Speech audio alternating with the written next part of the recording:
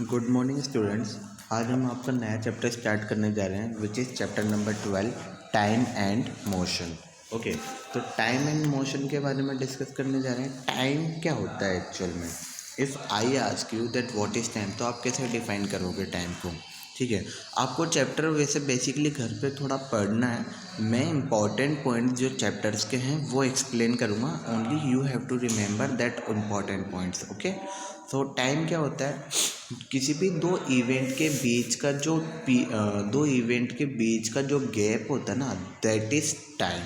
जैसे जैसे अगर मैं ऐसे बोल रहा हूँ कि सुबह सनराइज़ हुआ और शाम को सनसेट हो गया, तो सनराइज से लेकर सनसेट तक के बीच का जो गैप है ना, that may be defined as a time. Okay, तो टाइम अगर आपसे कोई पूछ ले, कोई भी दो इवेंट के बीच का जो गैप रहता है वो टाइम देता है। या सुबह आपके पापा जॉब पर गए, शाम को आए, तो जॉब पे जाने से लेकर वापस आने तक का जो गैप है दैट इज़ टाइम। ओके, तो टाइम को इस तरीके से ध्यान रखना है आपको। अब टाइम को जो है जैसे मेज़र करने के लिए पुराने टाइम में तो काफ़ी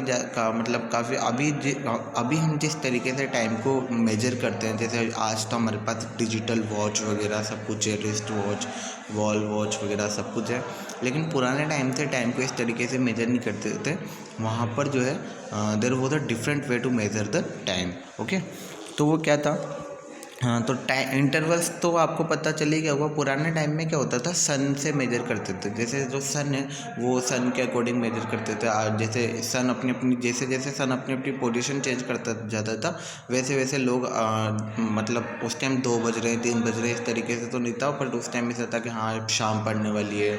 सन जो है जैसे सुबह उठा तो सुबह है, थोड़ा और टाइम हुआ तो जैसे दोपहर हो गई, फिर शाम हो गई, फिर रात हो गई, बस इस तरीके से। बट ये बहुत लंबा काफ़ी ज़्यादा इंटरवल इनके बीच में काफ़ी ज़्यादा रहा था, क्योंकि हमें तो जो है बिल्कुल एग्जैक्ट टाइम पता करना था कि अभी कितना टाइम हो रहा है। तो उसके लिए तो बहुत टाइम लगा, लेकिन पहले जो है इस तरीके से सन के अकॉर्डिंग ही उसको मेजर करते थे। ओके, तो इनके लेकिन सन से जैसे मॉर्निंग से लेकर आफ्टरनून तक का जो टाइम इंटरवल है वो काफ़ी ज़्यादा हो जाता था। तो हमें उसके बीच का टाइम मेजर करना है ना, तो वो कैसे मेजर करें, वो वाली समस्या काफ़ी आ गई थी उस टाइम, है ना। तो based on the periodic nature of these phenomena, ancient people made devices such as sundial, hour glasses, water clock etcetera for measuring the time. तो टाइम को मेजर करने के लिए पुराने टाइम में उन्होंने क्या बनाना स्टार्ट करा, यहाँ पर जो है आप देख सकते हो, यहाँ पर लिख रहा है सनडायल, आर ग्लासेस वगैरह जो है, सैंड क्लॉक वगैरह उन्होंने बनाना स्टार्ट करा, है ना। हिस्टोरिकल सनडायल बिल्ट एंड अब यहाँ पर देखो, historical sundial built and designed by Maharaja Jai Singh second of Jaipur still be found in Jaipur, Delhi, Ujjain and Varanasi. ठीक है, तो हिस्टोरिकल सनडाइल्स जो है बनाए गए हैं, महाराजा जयसिंह के द्वारा बनाए गए थे वहाँ पर जयपुर में जो है ना, जिसको जंतर मंतर बोलते हैं जयपुर में। तो ठीक है, दिल्ली में जो है उज्जैन, वाराणसी, तो वहाँ पर क्या बनाए गए हैं, बड़े बड़े सनडाइल बनाए गए हैं। ठीक है, सनडाइल की ये आप पिक्चर यहाँ पर देख सकते हो, ये सनडाइल इस तरह का होता है। ठीक है, यहाँ एक ऑब्जेक्ट रखा हुआ रहता है, इस ऑब्जेक्ट की जो है लेंथ, इस ऑब्जेक्ट की शेडो की लेंथ जो है अकॉर्डिंग टू द सन जो है वो बदलती चली जाती है। जैसे जैसे सन घूमता चला जाता है, वैसे वैसे शेडो की जो है वो भी घूमती चली जाती है। तो उससे क्या रहता है, टाइम का पता एग्जैक्ट चलता रहता था। बट इससे भी नहीं हो रहा था। ठीक है,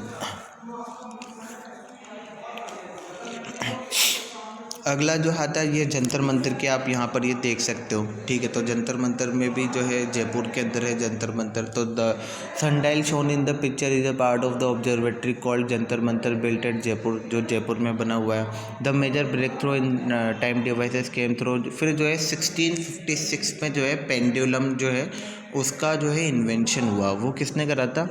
क्रिश्चियन हाइगेन ने उसका जो है इन्वेंशन करा था। तो वो चीज़ ध्यान रखनी है।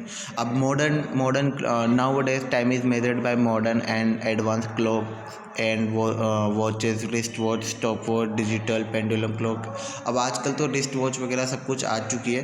तो अब तो जो है वॉच के अकॉर्डिंग हम टाइम को मेजर करते हैं। ठीक है, तो modern clocks and watches are based on the oscillation produced in quartz crystal. अब ये ऑस्किलेशन क्या होता है ये हम अभी आगे जाके डिस्कस कर लेंगे। बट जो मॉडर्न क्लॉक्स है वो ऑस्किलेशंस पर जो है बेस्ड है ना। अब यूनिट ऑफ टाइम की यूनिट तो सबको पता है, सेकंड, आवर, मिनट, ये सारी चीज़ें होती है। बट आपको ये ध्यान में रखना है यहाँ पर जो है हाँ, 1 second equal to 100 million second होता है, 1 minute equal to 60 second, 1 hour equal to 60 minute, ये तो सबको पता है। ठीक है, तो ये चीज़ आपको ध्यान रखनी है। अगला आता है measurement of time using periodic motion.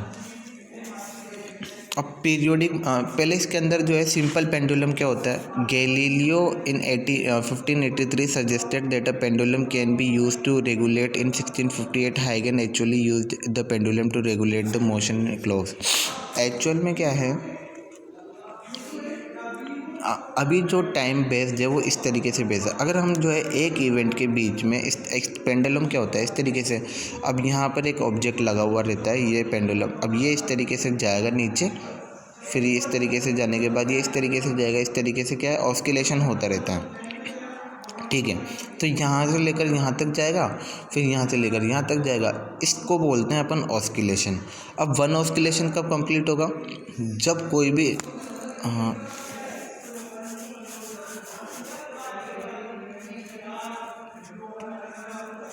अब वन ऑस्किलेशन आपका कब कंप्लीट होगा, जब ये यहाँ से लेकर यहाँ पे जाएगा, फिर यहाँ से लेकर यहाँ से जाके और वापस यहाँ पर आएगा। मतलब एक बार जाएगा लेफ़्ट में, फिर सेंटर में आएगा, फिर राइट में जाएगा, फिर सेंटर में आएगा।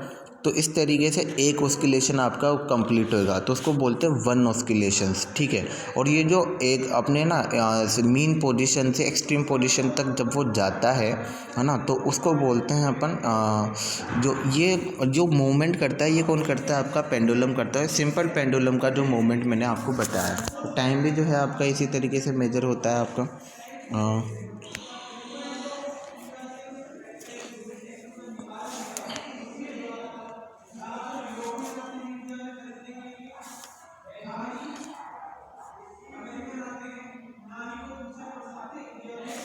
ठीक है, पेंडुलम आप इसमें देख ही सकते हो पेंडुलम क्या होता है। ये पेंडुलम, अब देखो इसके अंदर जो है ये सेंटर में आप देख सकते हो, सेंटर से फिर ये जाता है राइट में, फिर इस तरीके से लेफ़्ट में।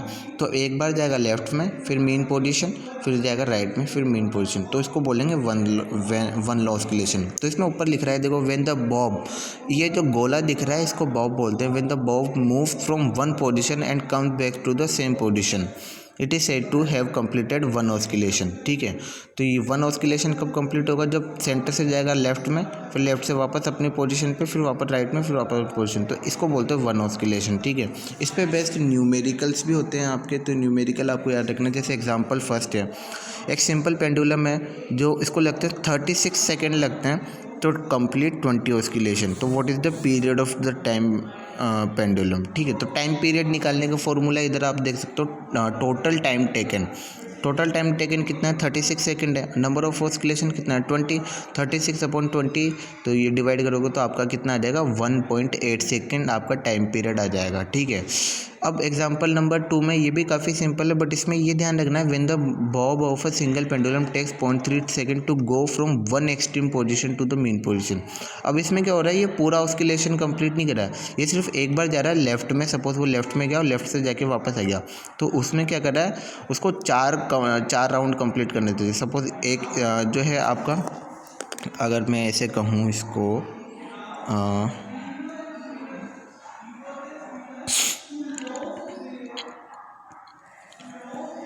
सपोज जो है आपका ये,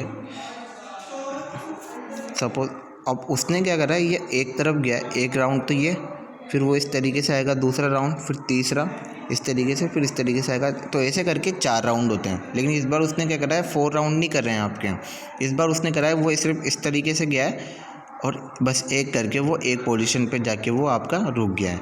तो यहाँ पर जो है उसने 1/4 करा है अपना, जो है 1/4 करा है उसने। तो ये एक न्यूमेरिकल आपको खुद ही ट्राई करना है ये घर से। ठीक है, तो ये न्यूमेरिकल आपको घर से ट्राई करना है। अगला आता है मोशन एंड स्पीड। तो मोशन और स्पीड को जो है हम नेक्स्ट वाले पार्ट के अंदर डिस्कस करेंगे। ठीक है, थैंक यू सो मच।